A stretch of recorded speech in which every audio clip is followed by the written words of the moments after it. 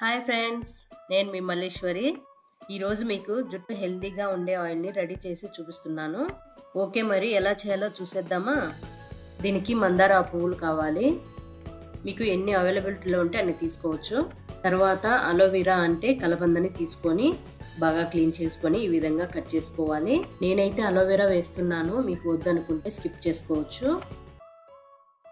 తర్వాత కరివేపాకును వేసుకోవాలి. మీకు ఎంత కావాలంటే అంత వేసుకోవచ్చు. ఇక్కడ నేనైతే 10 రెబ్బల వరకు తీసుకున్నాను. ఇక్కడ నేను 2 పెద్ద ఆనియన్స్ తీసుకున్నాను. మీకు కావాలంటే చిన్న ఆనియన్స్ కూడా వేసుకోవచ్చు, అవి ఇంకా మంచిది. 1 టేబుల్ స్పూన్ల మెంతులు తీసుకున్నాను. మీకు కావాలంటే ఇంకా ఎక్కువ కూడా తీసుకోవచ్చు. ఇక్కడ మందార పువ్వు కాడ మరియు మధ్యలో ఉండే పార్ట్ని తీసేసుకోవాలి. ఇలా అన్నీ కూడా రెడీ చేసుకొని పక్కన పెట్టుకోవాలి. తర్వాత ఇక్కడ నేను 1 లీటరు కోకోనట్ ఆయిల్ తీసుకున్నాను. అలాగే 1/2 లీటరు ఆలివ్ ఆయిల్ని తీసుకున్నాను. ఇక్కడ ఆలివ్ ఆయిల్ లేకపోతే స్కిప్ చేయొచ్చు. దీని ప్లేస్లో ఆమ్దాన్ని తీసుకోవచ్చు. క్వాంటిటీ ఎంతైనా తీసుకోవచ్చు, పర్వాలేదు.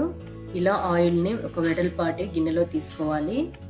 ఆయిల్ని గిన్నెలో పోసుకున్న తర్వాత ఇప్పుడు ఈ ఆయిల్లో మనం రెడీ చేసి పెట్టుకున్న ఐటమ్స్ అన్నీ వేసుకోవాలి. మనం వేసే ఐటమ్స్ మొత్తం జుట్టుని హెల్దీగా ఉంచుతాయి, అలాగే సిల్కీగా కూడా ఉంచుతాయి.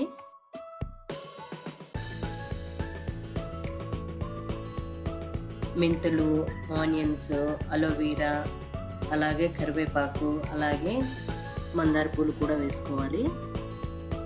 ఇలా అన్నీ కూడా నిదానంగా వేసుకోవాలి, లేకపోతే నూనె బయటపడే ఛాన్స్ ఉంది. ఏ మందార పూలైనా పర్వాలేదండి.